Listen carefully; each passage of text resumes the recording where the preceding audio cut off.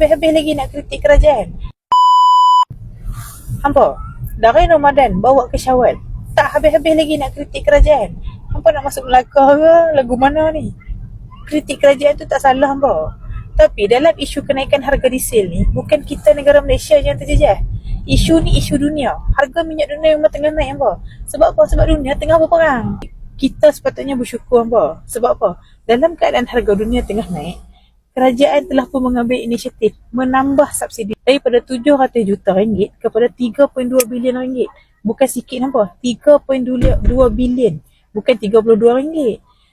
Sepatutnya kita kena bersyukur. Sebab apa? Ini tak lain tak bukan untuk meringankan beban pengguna diesel di Malaysia.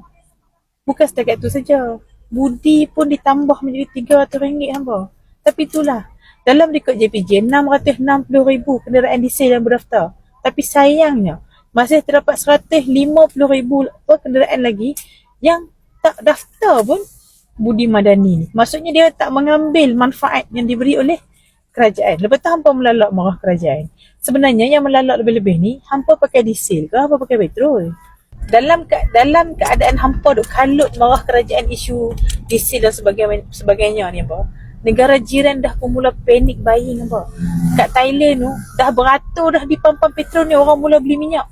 Bukannya mereka beratur nak beli ikan ke nak beli telur ke apa, tapi mereka panik buying minyak. Sedangkan Thailand pun pengeluar minyak macam negara kita juga. Jadi hampa, kita kena belajar bersyukur. Dan satu lagi, jangan memalukan negara. Sebab apa?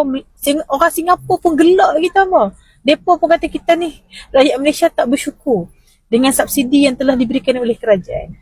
Jadi nak kritik kerajaan tu tak salah hampa, tapi kritiklah menggunakan akal dan fikiran yang waras. Wallahualam.